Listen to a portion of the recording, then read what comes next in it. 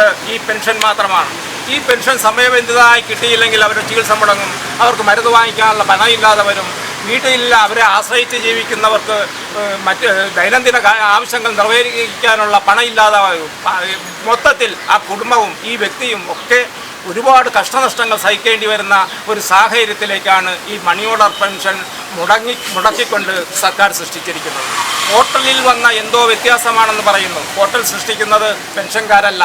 Portal സൃഷ്ടിച്ചപ്പോൾ അത് ഏർപ്പെടുത്തിയപ്പോൾ തന്നെ അതിൻ്റെ കുറ്റമറ്റ രീതിയിൽ ഇത്തരം ഡിഫക്റ്റുകൾ നോക്കി അത് ഡിഫക്റ്റ് ഇല്ല എന്ന് ബോധ്യപ്പെട്ടതിന് ശേഷം മാത്രമായിരുന്നു അത് ഇൻസ്റ്റാൾ ചെയ്യേണ്ടത്. ആ ഇൻസ്റ്റാൾ ചെയ്തതിൽ വരുന്ന പോരായ്മ സഹിക്കേണ്ടി വരുന്നതും അതിൻ്റെ നഷ്ടങ്ങൾ ഏറ്റെടുക്കേണ്ടി വരുന്നിരിക്കുന്നതും പാവപ്പെട്ട പോസ്റ്റ് ഓഫീസിൽ നിന്ന് പെൻഷൻ വാങ്ങുന്ന 24,000-ത്തിലധികം പെൻഷൻകാരാണ്. കേരളത്തിലെ ചരിത്രമാണിത്. 24,000 പെൻഷൻകാർ കേരളത്തിലാണ്. ഇന്ത്യ ഒട്ടാകെ അനേകം ലക്ഷങ്ങൾ കണക്കിന് പെൻഷൻകാരുണ്ട്. ഇവരുടെ കഷ്ടനഷ്ടങ്ങൾ, അവരുടെ യാതന, അവരുടെ വേദന അവർക്ക് ഏതെങ്കിലും ഒരു വേദിയിൽ വന്ന് പ്രകടിപ്പിക്കാനോ ഏതെങ്കിലും ഒരു അധികാരി വർഗത്തിൻ്റെ മുന്നിലെത്തി അത് ബോധ്യപ്പെടുത്താനോ സാധിക്കാത്ത തരത്തിൽ ശാരീരിക അവശതയുള്ളവരാണ്. ആ വേദന ഞങ്ങൾ ഏറ്റെടുക്കുന്നു.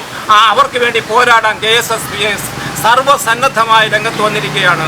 അടിയന്തരമായി ഇനി വന്നുപോയ താമസം കണക്കാക്കുക, ഇനിയുള്ള സമയം ഏറ്റവും വേഗം അവർക്ക് പെൻഷൻ എത്തിച്ചു കൊടുക്കാനുള്ള നടപടി സ്വീകരിക്കണമെന്നാണ് ഞങ്ങൾ ആവശ്യപ്പെടുന്നത്. എന്നും പെൻഷൻകാരുടെ ഓരോ ആവശ്യങ്ങളും സമയബന്ധിതമായി ഏറ്റെടുത്തുകൊണ്ട് അതിനെതിരെ സന്ധിയില്ലാ സമരം ചെയ്യുന്നവരാണ് പെൻഷനേഴ്സ് അസോസിയേഷൻകാർ. അധികാരത്തിലാരായാലും അവകാശത്തിന് വേണ്ടി പോരാടുമെന്ന നയപ്രഖ്യാപനം നടത്തിയിട്ടുള്ള സംഘടനയാണ്. അധികാരി വർഗത്തിൻ്റെ മുമ്പിൽ മുട്ടുമടക്കിക്കൊണ്ട് അവർക്ക് പാദസേവ ചെയ്തുകൊണ്ട് അവർ നൽകുന്ന തക്കാപ്പിച്ച സ്വീകരിച്ചുകൊണ്ട് സ്വന്തം വർഗത്തെ വഞ്ചിക്കാൻ ഒരു കാലത്തും പെൻഷനേഴ്സ് അസോസിയേഷൻ കൂട്ടുവെക്കുകയോ അതിനെക്കുറിച്ച് ചിന്തിക്കുകയോ ഇല്ല.